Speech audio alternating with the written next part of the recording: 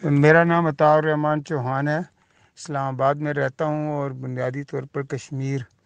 آزاد کشمیر باغ کا رہنے والا ہوں، اور ہمارا تعارف قومی زبان کے حوالے سے ہے تحریک نفاذ اردو پاکستان، جس کی بنیاد ہم نے 2016 جنوری 2016 میں رکھی تھی۔ ہم یہ کوشش کر رہے ہیں کہ پاکستان پہ کی آزادی جو ہے وہ ادھوری ہے۔ انگریزوں سے ہمارے بزرگوں نے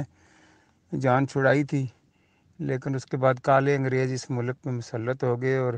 انگریزی ہمارے پر مسلط ہے، جو ہماری تعلیم، ہماری ترقی میں رکاوٹ بنی ہوئی ہے۔ ہم یہ کوشش کر رہے ہیں کہ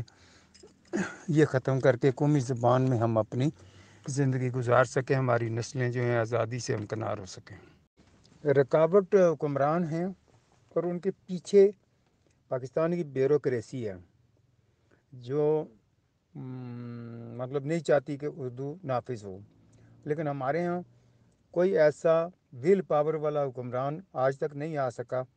کہ جو عوام کی خواہشات کے مطابق فیصلے کریں۔ مثلاً نواز شریف صاحب کے دور میں یہ فیصلہ ہوا تھا، انہوں نے وہاں قسم قرآن اٹھا کر سپریم کورٹ میں لکھ کے دیا تھا کہ ہم اس پر عمل کریں گے، تو انہوں نے اس پر عمل نہیں کیا۔ ابھی آپ دیکھیں کہ عمران خان صاحب آئے، جو قومی لباس کی بھی بہت اہمیت دیتے ہیں، قومی زبان کو بھی بہت اہمیت دیتے ہیں، انہوں نے ہر جگہ یعنی اردو میں بات کی ہے، اور بلکہ انہوں نے ایک حکم بھی جاری کیا تھا کہ جس کانفرنس میں، جس سیمینار میں، جس جلسے میں میں جاؤں، وہاں وہ انگریزی میں کنڈکٹ نہیں کیا جانا چاہیے۔ اتنا ایک آرڈر انہوں نے کیا تھا، اس پر عمل ہونا شروع ہو گیا تھا کہ عمران خان جہاں جاتے تھے وہ کانفرنس اردو میں چلائی جاتی تھی، لیکن انہوں نے بھی یہ حکم نہیں دیا کہ دفتر کا کام اردو میں چلاؤ۔ تو یہ جو آدمی دستور کی بات نہ مانے اور جو آدمی سپریم کورٹ کی بات نہ مانے وہ مجرم ہوتا ہے، اور مجرم جو ہے